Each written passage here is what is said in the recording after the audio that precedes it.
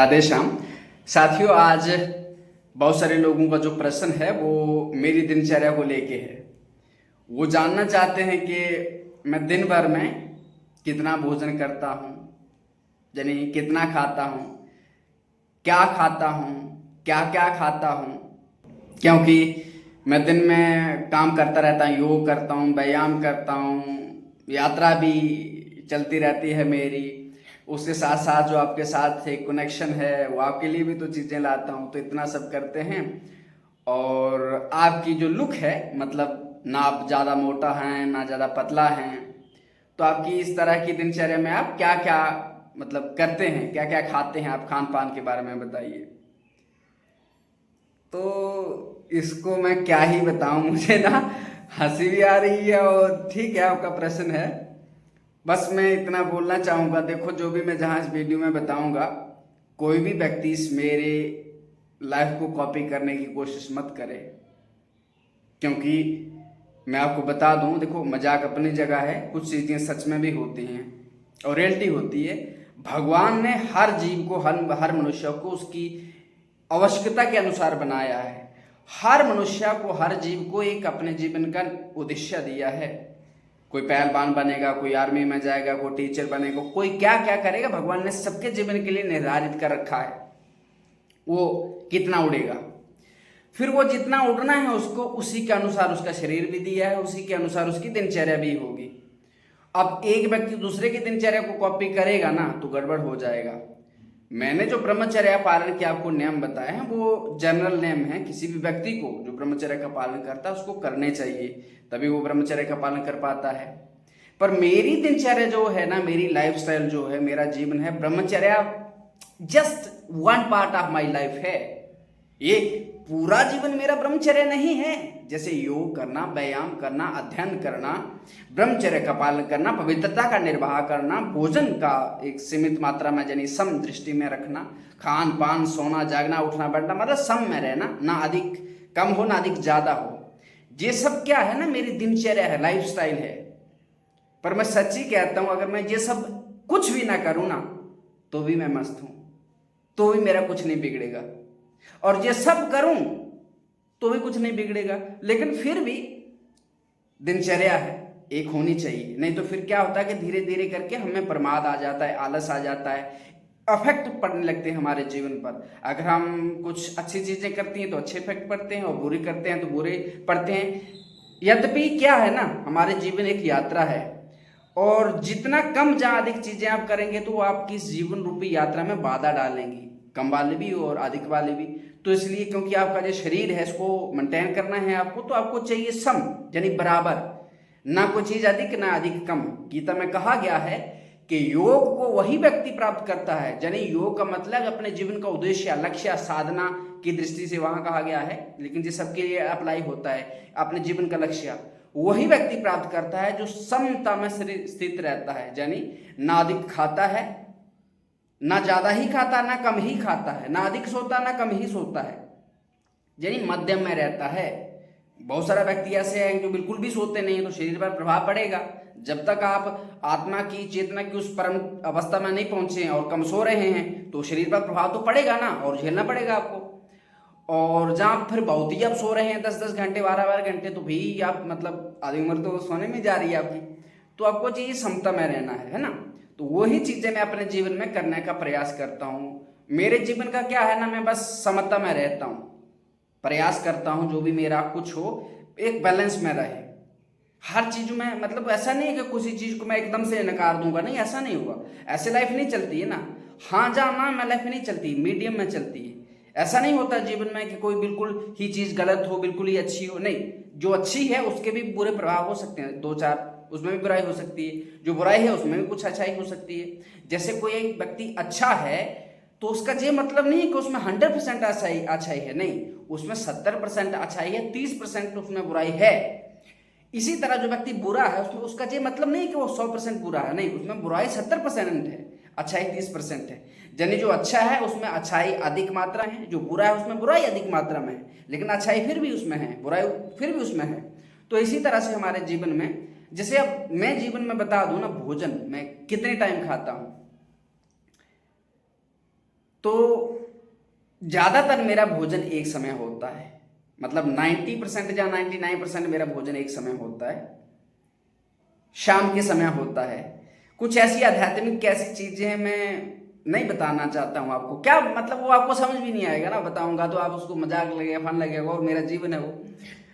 तो क्या है कि मेरे जीवन का इतना सा है, मैं भोजन मतलब एक ही समय का प्रयास करता हूँ। कभी भगवान का ऐसा इच्छा हो कि मेरे मन में अंदर भी इच्छा दे दें और व्यवस्था भी कर दें तो मैं 2 टाइम कर लूंगा, लेकिन ज़्यादातर 90% मान के चलिए मैं, मतलब मुझे एक टाइम ही पसंद है, भोजन एक टाइम ही करना है, क्योंकि मैं दिनों भर हल्का फुल्का रहता हूँ, मस्त रहता हूँ। अगर भोजन खा कर लिया तो आलस रहता है मन में। मतलब देखो, जो कर्म आप क्रिया कुछ भी करते हो ना, उसका आप पर प्रभाव पड़ता है, अच्छा या बुरा। भोजन भी प्रभाव, यानी विकार, कोई भी चीज आप करते हो उसका विकार उत्पन्न होता है। वो विकार आपकी जो स्वयं के साथ एक मस्ती है ना, उसको बाधा डालता है। अधिक भोजन करूंगा ना तो फिर वो उसका निद्रा, आलस, प्रमाद रहेगा, मन चंचल रहेगा, मन सुस्त रहेगा, तो फिर मैं अपने आप से दूर हो जाऊंगा। और जब भोजन नहीं रहता, अभी देखो मैंने कुछ नहीं खाया पिया है, शाम तक कैसे ही चलेगा, एकदम मस्ती रहती है यार खुद के साथ कि मेरे अंदर क्या विचार आ रहा है, क्यों आ रहा है, एक एक चीज को मैं देख पाता हूँ, एक एक चीज को अनुभव कर पाता हूँ। और वो खुद के साथ जीने का ना एक अलग ही मस्ती रहती है। और वो कब हो पाता है, जब आप खुद के साथ जी रहे हैं। अब जब खुद के साथ कहने का मतलब, जब मेरे और मैं जो हूँ और मेरे खुद के बीच भोजन आ जाएगा तो फिर गैप आ जाएगा ना, भोजन अपना प्रभाव डालेगा, खाऊंगा तो निद्रा आएगा, आलस आएगा, प्रमाद आएगा, तो वो नौटंकी चलती है।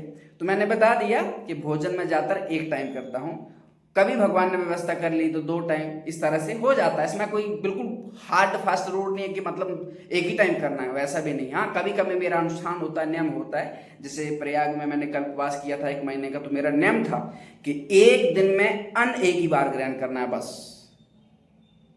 बस कुछ नहीं। पानी अगर जरूरत पड़ी तो फिर खाली पेट क्या जरूरत पड़ती है पानी की, जैसे अभी मैं सुबह 2 गिलास पानी पीता हूँ बस। आप सोच लीजिए, मैं इसलिए आपको सावधान किया हूँ कि बहुत सारे लोग बोलते हैं ना बाबा जी की जिंदगी बहुत आसान रहती है। देखो मैं ये ढींग नहीं मार रहा हूँ, मतलब ढींग नहीं हाँक रहा हूँ कि बहुत बड़ा तीसमार खां बैठता हूँ, ये मेरा जीवन है, मुझे अच्छा लगता है। भोजन की जो बात है ना, तो मेरी चीज को बिल्कुल भी कॉपी नहीं करना। मैं हाथ जोड़ के प्रार्थना करता हूँ, नहीं तो आप सहन नहीं कर पाओगे, एक दिन नहीं काट पाओगे, और महीनों तो छोड़ दो, फिर आगे वो हट करोगे, जबरदस्ती करोगे तो आपके शरीर पर बुरा प्रभाव पड़ेगा। मेरे पे तो प्रभाव पड़ता नहीं, जाको राखे साइया मार सके ना कोई, तो क्या प्रभाव पड़ेगा। शरीर है आज, नहीं तो एक दिन तो मरेगा ही। भाई कल मरना है तो आज मर जाएगा तो क्या हो जाएगा, मरेगा मरेगा, इसको तो मरना है, इसमें तो कोई बड़ी बात है नहीं। बस इतना है। तो मैं जैसे अभी का बता देता हूँ, दिन में 2 गिलास पानी पीता हूँ मैं।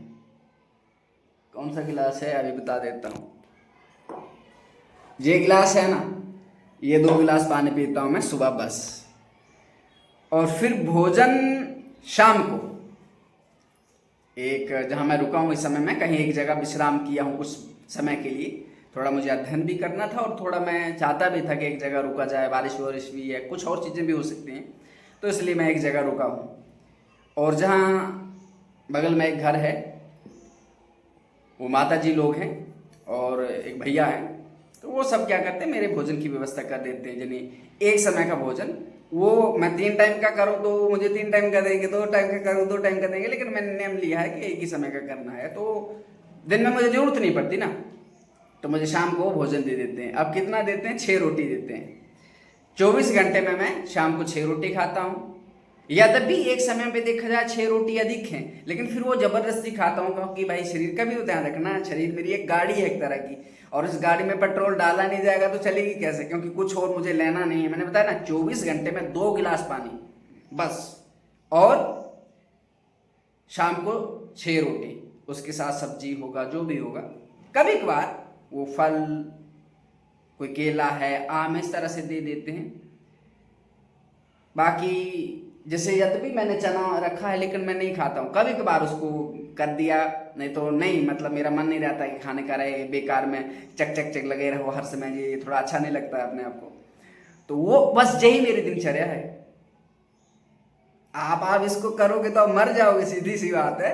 तो फिर आपका हो गया ब्रह्मचर्य पालन। अब क्या है, मेरा शरीर देखो सूखा सा है ना, पर इसमें ऊर्जा एनर्जी इतनी है ना, मैं सच्ची कह रहा हूँ, जो चेहरे पे मस्ती अभी देख रहे हो ना, शाम को 7 बजे 8 बजे भोजन करता हूँ मैं, 7 बजे भी आप देखोगे कि मस्ती रहेगी। तो वो आप समझ पा रहे हो ना, एक अध्यात्म भगवान का रास्ता एक बहुत मस्ती है। और आध्यात्मिक होने के लिए आपको घर छोड़ने की आवश्यकता नहीं है कि आप सोचोगे। देखो, आप उस रास्ते पे अगर सत्य पे चलने लगेंगे ना, तो घर रहें बाहर रहें कोई फर्क नहीं पड़ता है। और उस पे नहीं चले ना आप, तो फिर आप दुनिया में भाग के जहां भी जाएंगे आपको शांति नहीं मिलेगी। फिर आप जो कपड़ा बदलेंगे कुछ नहीं होता। जैसे कोई बोले मैंने कपड़ा क्यों बदला, अरे भाई मुझे सहज जीना है। जीवन भर मेरा जीवन क्या होगा, एक धोती होगी, नीचे पहनने के लिए धोती होगी, ऊपर पहनने के लिए कुर्ता होगा सादा सा, जिससे मेरा शरीर ढक जाए, बस इतना। बढ़िया से ज्यादा मुझे अब नहीं रहा है कि अब ये करना है वो करना है। क्या करना है यार, कुछ भी नहीं करना है। अब ये नाटक नोटक की काहे ऊर्जा बर्बाद करनी है, कहे समय बर्बाद करना है, तो उस सब के लिए है। तो बाकी आप शांति आपको कहीं भी मिल सकती है। अब मैं योग करता हूँ, व्यायाम करता हूँ, लेकिन मैंने अपने शरीर की ये हालत देखते हुए अधिक चीजों को नहीं करता हूँ। अधिक ना व्यायाम करता हूँ ना योग करता हूँ। हाँ, जब मैं भोजन अगर मैं अच्छे से लूंगा, मतलब मान लो 3 टाइम भोजन लूंगा, 2 टाइम जैसे भी, तो फिर मैं अगर शरीर पे आधा घंटा व्यायाम करूं, 20 मिनट योग करूं, सारी चीजें एकदम जो टाइमिंग आपको बताई वो टाइमिंग मैंने किया है। जितना जितना मैंने किया है उतना आपको बताया है। यानी ऐसा नहीं है कि मैंने बहुत किया तो आपको मेरी अपनी तरह दे दी, नहीं, मैंने आपको दिया कि चलो जो आपसे हो सके। जैसे आधा घंटा व्यायाम के लिए बोला है, 20 मिनट योग के लिए बोला है, इस तरह से जो चीजें बताई है। 5 किलोमीटर दौड़ने के लिए आपको बोला है। मेरा तो आपको पता है 50-60 किलोमीटर भी चलना पड़ता है। कभी कभी यात्रा जब होती है, जब मैं चलता हूँ, तो कभी 30 भी चलना पड़ता है, कभी 15 भी चलना पड़ता है। ये डिपेंड करता है भगवान ने क्या प्लान बना रखा है। मेरा अपना प्लान नहीं होता है, सब भगवान का होता है। जैसे भोजन की व्यवस्था ना, सच्ची कहूँ तो आपको यकीन न होगा, मैं भगवान पे छोड़ा सब कुछ। भगवान अगर चाहेंगे तो मुझे मिलेगा, नहीं चाहेंगे तो नहीं मिलेगा। वो दे देंगे तो मैं खा लूंगा, नहीं देंगे तो व्रत रख लूंगा, सीधी सी बात है। इतना मेरे जीवन का रूल है। भोजन सात्विक, अब ऐसे नहीं कि तामसिक भोजन करूंगा कहीं भी होटल पे जाके, नहीं। अगर मान लो कहीं मुझे, मैं यात्रा में ऐसा हुआ है कि कुछ खाया नहीं है 1-2 दिन से, जहाँ आपको दिन भर चले हो कुछ नहीं खाया, तो फिर ढाबे वाले के पास जाओ आप, उसको बोलो आपको जो खाना है, भैया सूखी रोटी दे दीजिए, दही होगा दही के साथ खा लीजिए, अचार के साथ खा लीजिएगा। अगर नहीं होगा तो कभी कभी ऐसी स्थिति भी आई दही भी नहीं है अचार भी नहीं है, तो उसको बोला भैया तुम थोड़ा सा तेल लगा लो ना रोटी को और नमक डाल दो उसको, तो हम खा लेंगे। अपना पैक करवा दिया उससे, और पैसा होगा तो दे देंगे उसको, नहीं होगा तो उससे मांग के खा लेंगे। या इतना ही भरा ही रहता है ना, और क्या है। बस इससे ज्यादा कुछ भी नहीं मेरे जीवन में। अब मैं क्या कहूँ, कितने बार खाता हूँ कितनी बार नहीं खाता हूँ, क्या क्या खाता हूँ, तो ठीक है। तो ये जो ब्रह्मचर्य वाले लोगों ने हुआ बना रखा है ना, काजू खदा खाओ बादाम को, मैं सच्ची कहता हूँ, मैंने अनुभव किया देखा है। अगर ईमानदारी से आप जो भोजन करते हो उसको चबा के खाओ ना अच्छे से, और फिर जो भी 3 टाइम आप भोजन करते हो उसको अच्छे से खाओ, फिर योग करो व्यायाम करो, तो सच्ची कहता हूँ आपको कुछ लेने की जरूरत नहीं पड़ती। बताओ मैं क्या ले रहा हूँ, बताओ ना। और मैं आपको चैलेंज कर सकता हूँ, अगर 10 घंटे भी जिम में लगाते हूँ, अगर एक दिन नहीं मेरे साथ चल पाएंगे, 3 टाइम खाना आप मैं, और बिना खाए पिए चलूंगा, 60 किलोमीटर 70 किलोमीटर भी चलूंगा। अगर मेरे साथ कोई चलने वाला, मैं रात भर भी चल सकता हूँ, दिन रात 24 घंटे चल सकता हूँ, 3 घंटे 4 दिन चलो लगातार, देखते हैं। और आज चल के दिखा देना एक दिन भी, आधे रास्ते में छूट जाओगे, हवा टाइट हो जाएगी, क्योंकि है ना। लोग बोलते हैं ब्रह्मचर्य का मतलब क्या होता है, ब्रह्मचर्य से क्या होता है, क्या होता तुम क्या जानते हो, क्या होता है तुम जानते ही क्या हो। तुम्हारा जो मांस बढ़ाया हुआ शरीर है ना, जहां भयभीत हो जाएगा, ये सूखी हड्डी वहां भी कर मस्ती रहेगी यार, कशोर इग्नोर करो, क्या चिंता है। तो ब्रह्मचर्य कोई मजाक नहीं है, ब्रह्मचर्य करना सबके बस की बात नहीं है। और ब्रह्मचर्य सिर्फ अपने जननेंद्रिय को पकड़ के रखना ब्रह्मचर्य नहीं है। ब्रह्मचर्य का मतलब है शांत मस्त जीवन जीना। आपकी जो ऊर्जा है उसको व्यर्थ में नहीं गवाना। अब जैसे सच्ची कहूं ना, मैं अभिमान नहीं कर रहा हूं, मैंने अपने जीवन में खुद को एक छूट दी है।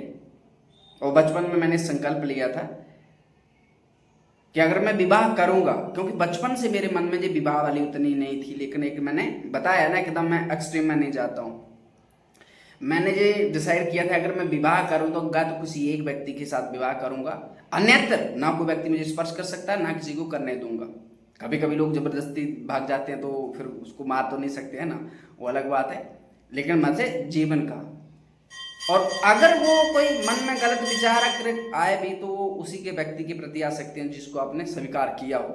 अभी ऐसा तो है नहीं। और मैं गृहस्थ में जाऊंगा, विरक्त में जाऊंगा, ये भी अब की बात नहीं। अब 10 साल बाद डिसाइड करेंगे, ठाकुर जी करेंगे, गुरु जी करेंगे, मुझे नहीं पता क्या होगा, मैं मस्त हूं। आपके जीवन का ना लक्ष्य स्पष्ट हो जाना चाहिए। मेरे जीवन का लक्ष्य अब संसार नहीं है। हाँ ठीक है, अगर पैसा हो, खाने के लिए, कपड़े के लिए पैसे की जरूरत पड़ती है, भगवान जाने क्या करेंगे वो। मैं मतलब ये आप सबके लिए बोल रहा हूँ, ऐसा नहीं नकार कर रहा हूँ कि आपको पैसे की जरूरत नहीं पड़ती, पड़ती है। समाज है जहां पर आपको सब कुछ करना है, पर क्या पैसा आपका लक्ष्य है तो गड़बड़ है। भोजन कपड़े की आपको घर गृहस्थी की छत की जरूरत पड़ती है, दवाई की जरूरत पड़ती है, पर क्या ये आपका लक्ष्य है? ये लक्ष्य नहीं है। संसार साधन है, लक्ष्य कुछ और है, परम शांति है। तो इसी तरह अब संसार में मैं हूं तो संसार को मैं किस तरह से उपभोग करूंगा? साधन के रूप में। जैसे गाड़ी पे एक जगह से दूसरी जगह बैठने के लिए जाया जाता है तो गाड़ी साधन है, साध्य तो नहीं है, लक्ष्य तो नहीं है ना। यानी मंजिल पे आपको जाना है तो गाड़ी साध्य है, साधन है। इसी तरह ये संसार साधन है, संसार लक्ष्य नहीं है, क्योंकि मरना तो फिर कहां जाओगे। तो वो पता होना चाहिए ना जीवन का लक्ष्य क्या है। आपको विवाह करना, क्या विवाह ही लक्ष्य है? नौकरी करनी, नौकरी ही लक्ष्य है? जब भी अपने जीवन का लक्ष्य एक ढूंढो तो उसके बाद फिर क्या, फिर बात की, फिर क्या, और अंत में एक स्थिति आती है कि क्या क्या करके संसार खत्म हो जाता है। फिर एक चीज बची है, ये है परम शांति। तो फिर संसार में अब कपड़ा पहनो, खाना खाओ, क्या फर्क पड़ता? नहीं खाओ, पर जरूरत के लिए तो करना ही पड़ता है ना। फिर इसमें आ जाता है कि धर्म अधर्म का नियम लागू होता है उस व्यक्ति पे जिसका अध्यात्म लक्ष्य होता है। लक्ष्य जिसको स्पष्ट हो अध्यात्म में, उस पे लिए धर्म अधर्म लागू होता है। उसको धर्म के अनुसार ही जो भी क्रिया करनी है, जो भी खाना है धर्म के अनुसार ही, यानी उसको जो भोग भोगने हैं धर्म के अनुसार भोगने हैं। अगर मान लो उसके मन में काम भी है, शरीर है, मान लो वो जितेंद्रिय नहीं है, काम है, तो वो शादी करे, पत्नी के साथ संबंध रखे। पत्नी है, लड़की है, तो वो विवाह करे, पति के साथ संबंध रखे। मांस मछली ना खाए, दारू व्यभिचार आदि, व्यभिचार यानी किसी पुरुषों का संग ना करे गलत में, अपने पति के साथ पत्नी के साथ रहे, संबंध आता है। जो विधि निषेध होती है उसका पालन करे। इस तरह से जीवन चलता है। और फिर मेरा है कि शरीर संतुलित है, तो बहुत सारे लोग देखो अब क्या है ना, मुझे शरीर हल्का फुल्का ही चाहिए। आप सोचो 70 किलो का शरीर मैं लेके 50 किलोमीटर चल पाऊंगा। और भैया शरीर को मेंटेन करने के लिए देखो भोजन की तो आदत मैंने इसलिए बनाई है क्योंकि ना यात्रा में कभी कभी सच्ची बताऊं भोजन नहीं मिलता है। आप दिन भर चले हो, नहीं मिला, क्या करोगे आप? आपने 4 टाइम खाने की आदत डाल रखी है तो फिर आपका कैसे निर्वाह हो पाएगा? बहुत बार ऐसा हुआ है, 2-2 दिन भी नहीं मिला है। यात्रा में ऐसा होता है, ऐसा तो नहीं कि घर से आप कोई सब कुछ लेके चले हो, वो सब करके हो, है ना। तो आपको तैयार करना पड़ता है अपने आप को। यद्यपि भगवान की कृपा है, गुरु जी की कृपा है, अपना तो उसमें कुछ है, समर्थ पुरुषार्थ तो है नहीं, लेकिन मतलब थोड़ा आपको अभ्यास तो करना पड़ता है। एक समय था, अरे भोजन 4 टाइम करता है यार, मैं आपकी तरह था, घर में तो 4 टाइम करता था, 3 टाइम करता था। पर मैं ये कभी कभी अपना, मेरी बुद्धि में अध्यात्म बचपन से है जीवन में, तो कभी कभी मेरा दिमाग में आ जाता है 2-2 महीना में एक रोटी पे।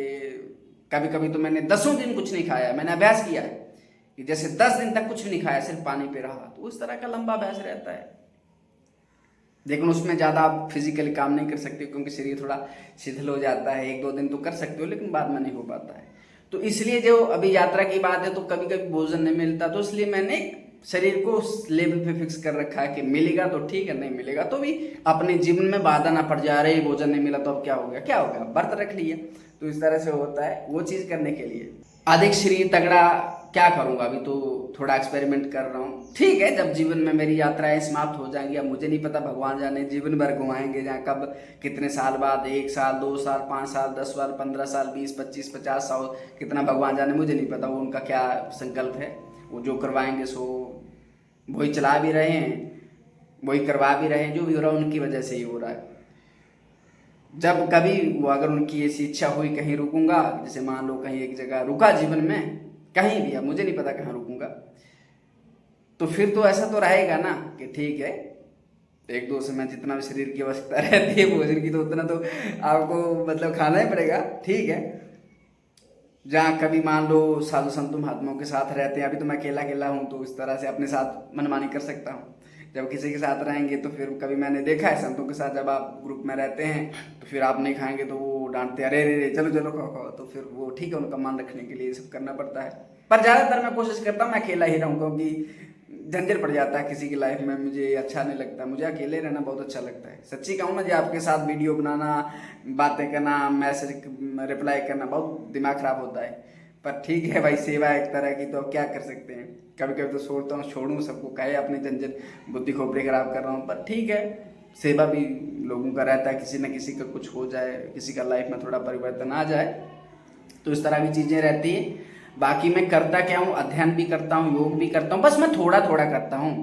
सच्ची कहूँ ना, मैं थोड़ा थोड़ा योग करता हूँ, थोड़ा थोड़ा व्यायाम करता हूँ।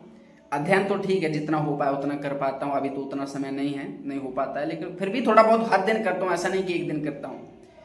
क्योंकि मैं जानता हूँ आज ये चीज़ें अगर अधिक एक्सट्रीम में करूँगा मैं, तो मेरा शरीर भाई बिल्कुल हड्डी बन जाएगा, तो फिर भी सही नहीं रहेगा, क्योंकि यात्राएं करनी है अभी मुझे, तो इसका ध्यान रखना है सबके लिए। तो आप देखो, मैंने जो आपको 50 ब्रह्मचर्य पालन के नियम बताए हैं ना, उनको करिए आप। बस इस अभी जो मैं जो बता रहा हूँ उसको कॉपी मत करिए लाइफ में, नहीं तो आपकी खोपड़ी काम नहीं करेगी। तो फिर पता चला अरे हमने तो आपको कॉपी किया तो ये हो गया वो हो गया। जैसे मैंने ब्रह्मचर्य के नियम बताया ना बहुत सारे लोगों को, अब वो मनमानी करते हैं, जब चाहे गंदी वीडियो देख रहे हैं, कुछ भी कर रहे हैं, मेरे नियम का पालन किए नहीं, और नहीं पालन करोगे तो ब्रह्मचर्य पालन होगा क्या, नहीं होगा। तो जब उनको कोई फायदा नहीं हुआ, नियम तो पालन किया नहीं, मनमानी की, तो फिर मुझे गाली दे रहे हैं, अरे बाबा तुमने जो बताया बकवास से कोई फायदा नहीं होता, तो जाओ भाड़ में जाओ, क्या दिक्कत है हमें, फायदा क्यों नहीं होता। जो पालन कर रहे हैं उनको फायदा हो रहा है, भाई मैंने अपने जीवन में किया तो मुझे फायदा हुआ, तो आपको मैंने बताया। तो वो ऐसी चीजें हैं। और शरीर क्या है ना, देखो यद्यपि अगर मैं कहूँ तो शरीर मेरा अभी सूखा हुआ है, बहुत सूखा हुआ शरीर है। ये समाज संसार के लिए तो इतना शरीर सही नहीं है, क्योंकि थोड़ा इसके पास मांस होनी चाहिए, चर्बी होना चाहिए दुनियादारी के लिए। अब मैं क्या करूँगा, मांस ना चर्बी। अब मुझे ना ईमानदारी से कहूँ तो मुझे इन चीज़ों के प्रति कोई आकर्षण नहीं रहा, सीधी सी बात है। कब मैं कहूँगा कि बड़ा हट्टा कट्टा, ठीक है, जब मैं कहीं रुकूंगा थोड़ा योग व्यायाम भी बढ़ा लूँगा तो कुछ खाना पड़ेगा, जितना है ना शरीर में चाहिए, तो मांस भी बढ़ेगी, चर्बी भी बढ़ेगी, समझ आ जाता है। लेकिन अभी ठीक है, यात्रा है तो अभी पर ये लक्ष्य नहीं कि अच्छा बालों को ही धोता रहूं, ये मेकअप भी करता रहूं, ऐसा तो नहीं है। अब बस जीने का है कि ठीक है, शरीर को अच्छे से स्वस्थ रखने के लिए अगर इसको स्नान की आवश्यकता होगी स्नान करवाएंगे, भोजन की व्यवस्था होगी तो भोजन भी देंगे, अच्छे से देंगे। अब तो भगवान की व्यवस्था है, यात्रा पे चल रहे, तो अब मेरे लिए कोई रेस्टोरेंट तो है नहीं कि जो चाह मिल गया है ना। तो इन तरह की ये सारी चीजें रहती हैं।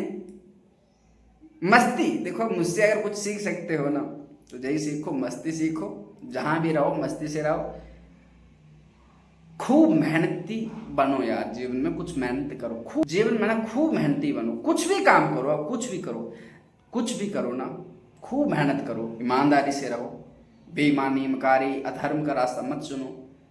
अधर्म करोगे ना फिर आप जितने महलों में रहोगे शांति से नहीं रह पाओगे, और धर्म पूर्वक चलने का प्रयास करोगे ना, भगवान आपका सहयोग करते हैं, तो फिर एक मस्ती रहती है यार, फिर उसको बयान नहीं कर सकते ना।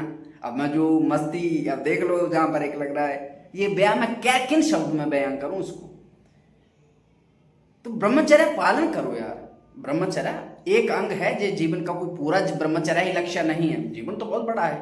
अध्यात्म को लक्ष्य बनाओ, भगवान को लक्ष्य बनाओ, बाकी संसार का ठीक है, विवाह करने की जरूरत है तो विवाह करिए, नौकरी करने की जरूरत है नौकरी करिए, पर ये नहीं है कि अब मुझसे किसी की नौकरी हो पाएगी, ये नौकरी होनी होती तो मैं जो पीएससी छोड़ के आता है क्यों, और अब तक तो मैं उसको करके कहीं ऑफिस में बैठा भी होता, इतना ठल्ला थोड़ा ना था, इतना बेकार थोड़ा ना था, ये जरूर था, समय लगता लेकिन हो जाता, पर क्या है ये गधा मजदूरी अपने से अब नहीं हो पाएगी ना। तो क्योंकि ये सब तभी हो पाता जब कोई स्वार्थ रहता है, जब स्वार्थ ही नहीं रहा तो अब क्या है, अस्वार्थ ही नहीं रहा आपका तो अब क्या करोगे, कहीं कर पाओगे, नहीं होगा आपसे कुछ भी होगा, चाह कर भी नहीं होगा। आप कन पे कोई कनपट्टी पे बंदूक रख दे कर, नहीं होगा भैया, तू मार दे, सीधा सा तू मार दे भैया, हमसे नहीं होगा। क्यों, अब शरीर है जो तो मरेगा, कल मरेगा, तू आज मार ले इसको, क्या तुम्हारा कुछ बन जाए इसको मारने से, तू मार ले। तो ये वाला एक रहता है ना इन चीजों का। ज्यादा पोल पट्टी खुलवा रहे हो यार सारी चीजों की। ठीक है, ज्यादा आध्यात्मिक बाबा जी आप भी मत बन जाओ, पता चला घर छोड़ के। देखो मैंने घर छोड़ा नहीं। बहुत सारे लोग नाटक नोटंकी करते हैं ना, ये कर वो कर, अरे तुम क्या कहूँ मैं?